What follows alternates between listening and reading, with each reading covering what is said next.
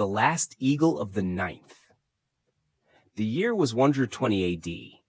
The Roman Empire stretched from the sands of Egypt to the windswept shores of Britannia. In the far north of that mist-covered land, beyond the newly built Hadrian's Wall, the 9th Legion, known as Legio IX Hispana, marched into the wilds of Caledonia and disappeared.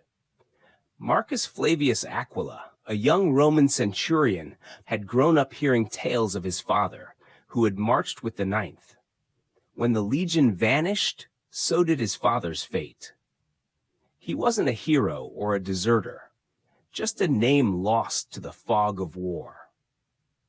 Years later, Marcus stood on the edge of Hadrian's Wall, the wind whipping his crimson cloak.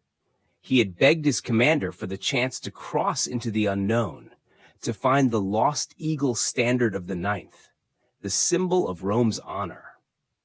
It was said that without the eagle, the legion could never truly rest.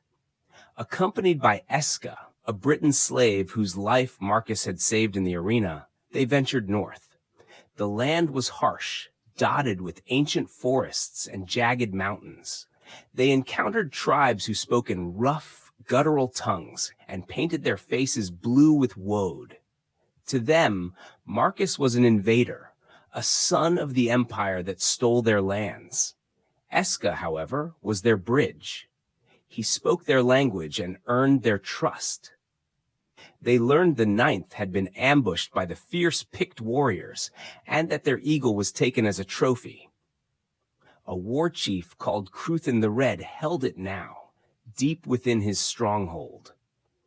Under the cover of night, Marcus and Esca infiltrated the village. They found the eagle, tarnished but still proud, hanging above the chief's throne. But Cruthon caught them before they could escape.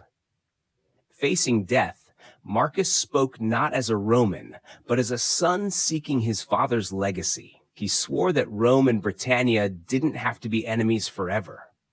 To his surprise, Cruthon listened. The chief, an old warrior who had lost his own sons, saw the truth in Marcus's eyes. He let them leave with the eagle, a symbol of Rome's strength, but also its mercy. Marcus and Esca returned to the wall as heroes. The 9th was still lost, but their honor wasn't.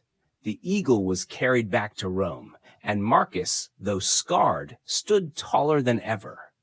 He freed Esca not as a reward, but because they were brothers now, more than blood. Legends say the 9th Legion spirits finally found peace that day, soaring on the wings of their reclaimed eagle.